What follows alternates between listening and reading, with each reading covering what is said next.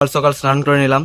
মা আর আমি রেডি হয়ে এখন যাবো পায়ের ডাক্তারে। আমি আর মা টোটো ধরার জন্য চলে আসলাম রাস্তায়। তারপর দেখালো ভাই আর কালুয়া ভাইপোর সাথে। কালুয়া ভাইপো মুখ দেখাচ্ছে। টোটো করে যাওয়ার পথে মার পাশে একটি মেয়ে বসেছিল। আমি তাকাতে চাইলেও তাকাতে পারছিলাম। একবার তাকিয়েছিলাম মেয়েটার দিকে, তারপর দেখলাম মা আমার চোখের দিকে তাকিয়ে আছে। আমরা পৌঁছে গেলাম আমাদের গন্তব্যস্থলে। মা আমার পা ভাঙার স্টোরি ওনাদের বলছিল। আমি একটা বাচ্চা ছেলের প্রচন্ড জোরে কান্নার আওয়াজ শুনতে পাচ্ছিলাম। তারপর বুঝলাম যে বাচ্চা ছেলেটার পা ভেঙে গেছে, ও ট্রিটমেন্ট চলছে। আমি আমার কথা ভাবছিলাম, আমি দেখতে গেছিলাম আমার বেলায় সেম অবস্থা হবে না। মা ওখানে দাঁড়িয়ে দাঁড়িয়ে দেখছে আমাদের লাইন 7 থেকে 8 জনের পর। এই বোরখা পরা মেয়েটা বারবার আমার দিকে তাকাচ্ছিল। বোরখা পরা মেয়ে পাগল করে।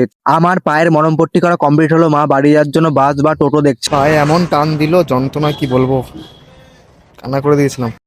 একটু ঘোরাঘুরি করার পরে তারপর আমরা টোটো পেয়ে গেলাম বাড়ি যাওয়ার জন্য। টোটোতে উঠে আমি নবাবের মতো পায়ের উপর পা রেখেছিলাম। একটা ঠাকমা আমার সামনের সিটে দেখে আমার দিকে হা করে তাকিয়ে আছে। আমার দেখে খুবই হাসি লাগছিল। আমার যাওয়ার সময় সোয়েটার পরা উচিত ছিল, কি বলবো, বেশি ফ্যাশন দেখালে যা হয়। এই ফেরার সময় দেখলাম যে মাঠে শুধু ধান আর ধান, সবুজে সবুজ, আকাশটা নীল দেখে খুব সুন্দর লাগে। Back our home